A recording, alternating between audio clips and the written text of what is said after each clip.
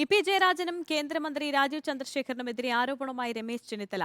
ഇ.പിയും Rajeev ചന്ദ്രശേഖറും business പങ്കാളികളാണെന്നും കേരളത്തിൽ BJP account തുറപ്പിക്കാനാണ് ജയരാജന്റെ ശ്രമമെന്നും ചെന്നിത്തല പറഞ്ഞു. എന്നാൽ ഇ.പി. ജയരാജനുമായി ബിസിനസ് ബന്ധമില്ലെന്ന് രാജീവ് ചന്ദ്രശേഖർ റിപ്പോർട്ടറിനോട് പ്രതികരിച്ചു. വൈദേഹം റിസോർട്ടുമായി ബന്ധപ്പെട്ട ആരോപണത്തിന് ഇ.പി തന്നെ മറുപടി പറയുമെന്ന് എം.വി. ഗോവിന്ദനും പറഞ്ഞു. കേരളത്തിൽ LDFും ബി.ജെ.പിയും തമ്മിലാണ് മത്സരമെന്ന ഇ.പി. ജയരാജന്റെ പ്രസ്താവനയ്ക്ക് പിന്നാലെയാണ് ഗുരുതര ആരോപണവുമായി കോൺഗ്രസ് നേതാവ് രമേശ് ചെന്നിത്തല രംഗത്തെത്തിയത്.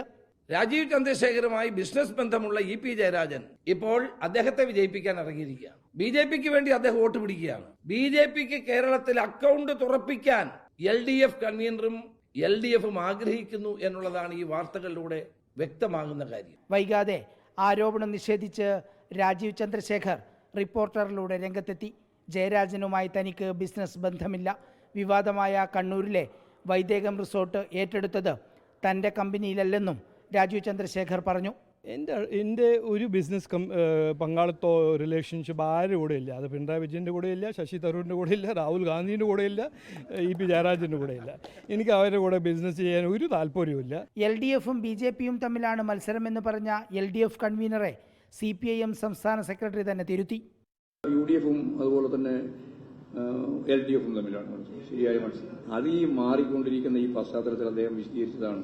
അതായത് ബി.ജെ.പിക്കാരായിട്ട് കോൺഗ്രസ്സുകാരെ ഇങ്ങനെ ഒഴുകിക്കൊണ്ടിരിക്കുന്ന സന്ദർഭത്തിൽ അങ്ങനെയായി ആവാനാണ് പല സ്ഥലത്തും അങ്ങനെയാണ് ആകുക എന്ന് ജയരാജൻ പറഞ്ഞത് മാത്രമേ ഉള്ളൂ. ഇ.പി. ജയരാജന്റെ പ്രസ്താവനയെ തുടർന്നുള്ള ആരോപണ പ്രത്യാരോപണങ്ങളാണ് തെരഞ്ഞെടുപ്പ് പ്രഖ്യാപന തലേന്ന് കേരളത്തിൽ സജീവമായത്.